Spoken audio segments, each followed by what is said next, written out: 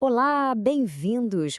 Hoje vamos conversar sobre uma espécie de bússola moral da fé católica. Um guia mesmo, para a gente poder navegar pelas grandes questões da vida com base nos ensinamentos da igreja. E olha, tudo começa com uma pergunta. Uma pergunta feita diretamente a Jesus e que ecoa até hoje dentro de cada um de nós. Bom mestre, o que eu devo fazer para alcançar a vida eterna? Essa busca, sabe, essa procura por um sentido maior que é o verdadeiro ponto de partida de toda a jornada moral.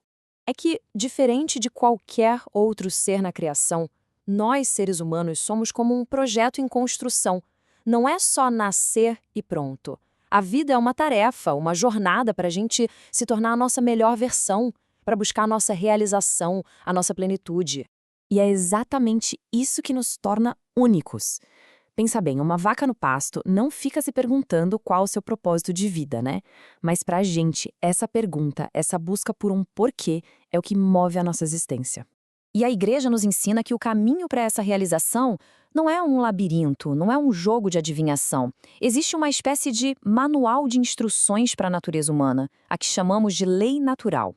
Pense nela como o projeto original de Deus, aquilo que mostra o que realmente funciona para a gente florescer e, claro, o que não funciona, o que nos prejudica, tá?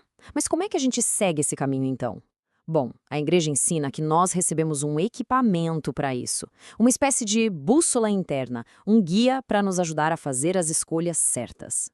E essa bússola é a nossa consciência moral. E aqui tem um ponto fundamental, viu? Não se trata de um simples sentimento, um eu acho que.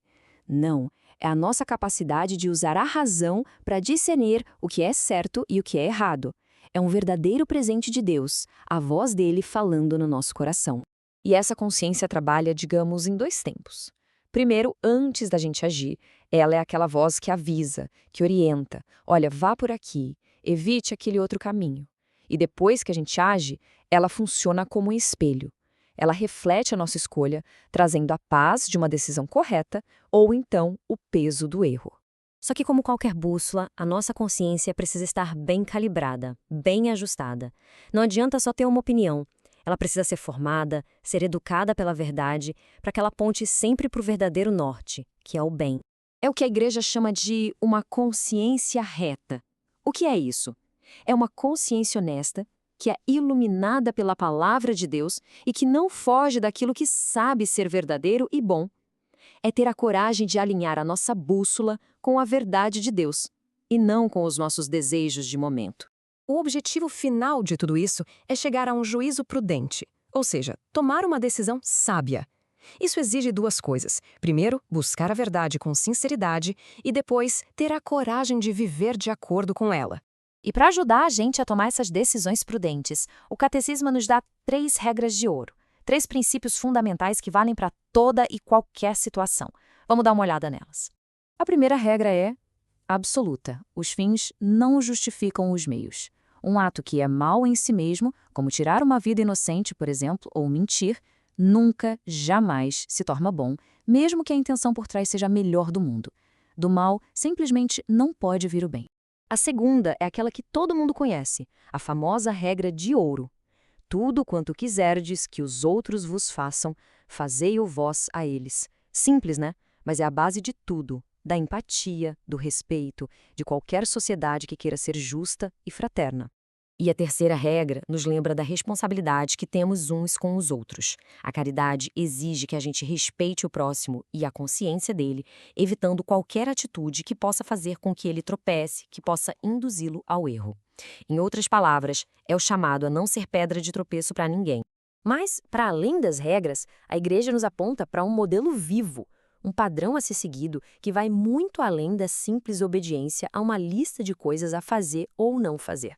No sentido bíblico, quando se fala em coração, não é só do órgão que bombeia sangue. É o centro do nosso ser, é o nosso núcleo mais íntimo.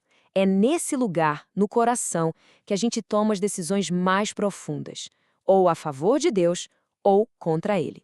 E aqui está o modelo perfeito. O próprio Cristo nos faz um convite. Aprendei de mim, que sou manso e humilde de coração. Ele se apresenta como o exemplo máximo a ser imitado. O coração dele é o verdadeiro norte para nossa bússola moral. E tudo isso nos leva a um ponto central, a uma tensão que existe na moralidade hoje em dia. A Igreja enxerga isso como um eco da luta mais antiga da humanidade. O ponto crucial é este. A tentação lá do início, a de pegar o fruto da árvore do conhecimento do bem e do mal, é a tentação de querer ser o dono da verdade. É nossa vontade de decidir, por conta própria, o que é certo e o que é errado, tomando o lugar do Criador. Para a Igreja, essa é a raiz de todo conflito moral. E no fim, tudo se resume a uma pergunta profunda que fica para nossa reflexão.